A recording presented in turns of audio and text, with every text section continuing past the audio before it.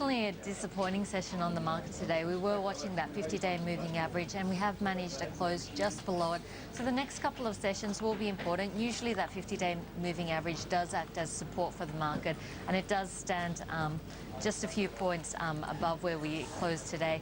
One area which stood out was the material space, and that was really due to the export ban that we saw coming through from Indonesia.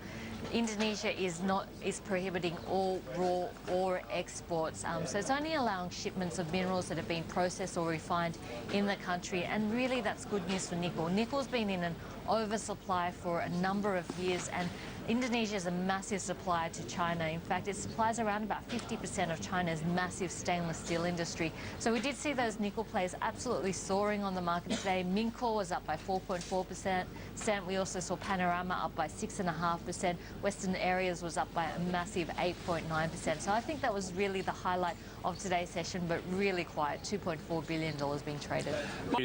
Today, Julia headlined earlier this morning, Telstra, as had been widely speculated, it's sold a 70% stake in the underperforming Sensis to a big global private equity firm. A lot of reaction in the market is they sold it cheap. They did sell it quite cheap. In fact, they'll be booking a $150 million accounting loss related to that sale. So that 70% sale of Sensis includes the white pages, the yellow pages, as well as the trading post. And these are really the traditional businesses of Telstra. They're the traditional businesses that have been underperforming. Is this a dying business? It has been a dying business. It's been leaking revenue, and it's been a difficult place to be in. Now, they've sold off that 70% stake, and they've retained 30% stake, really probably to show the private equity buyers that they've still got skin in the game, and also to reassure them that they're not going to be facing competition in this area.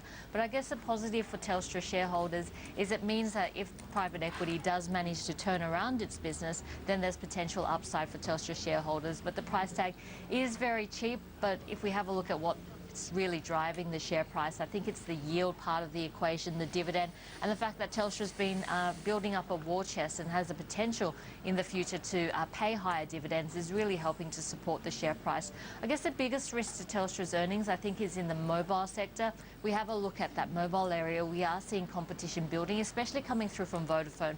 Vodafone's had a tough few years, but recently what we have seen them do is really focusing in on those data bundles, and any plan over $60 a month, they've actually doubled the data available there. So this is an area I think which is going to be increasingly difficult, which has really helped Telstra's growth, and it's something to watch here.